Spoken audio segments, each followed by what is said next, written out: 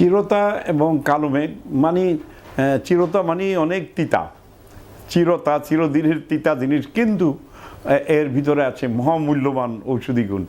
এটা কিন্তু হাজার বছরে আমাদের কবিরাজ, হাকিম, বৌদ্ধ, আয়ুর্বেদ, ইউনানি, হার্বাল, হোমিওপ্যাথি সকলের একটি সমাদৃত ওষুধ এই চিরতা গাছ থেকে হয়। চিরতা গাছের পানি খেলে পেটের রোগ হয় না, প্রস্রাবঘটিত যত সমস্যা আছে, প্রেশার জাতীয় যত সমস্যা আছে, স্টমাক ঘটিত যত সমস্যা আছে, রক্তঘটিত সমস্যার জন্য এই সবগুলো সমস্যার সমাধান চিরতার ভিতরে আছে।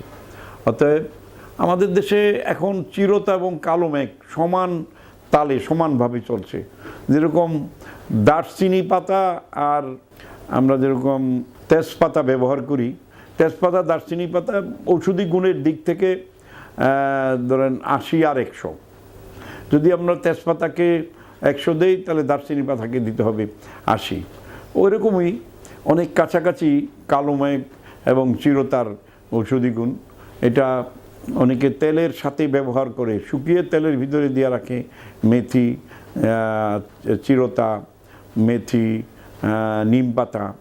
এর ফলে চুলের গোড়া খুব শক্ত হয়। চুলের গোড়ায় যে ফাঙ্গার যে ব্যাকটেরিয়াগুলো জন্ম হয় এগুলি প্রতিরোধ হয় এবং চুলকে বড় হতে সাহায্য করে। তবে এইটা দীর্ঘ জীবন এই দেশে বিভিন্নভাবে আমাদের চিকিৎসার ক্ষেত্রে একটা বিশেষ অবদান রেখে আসতেছে এই চিরতা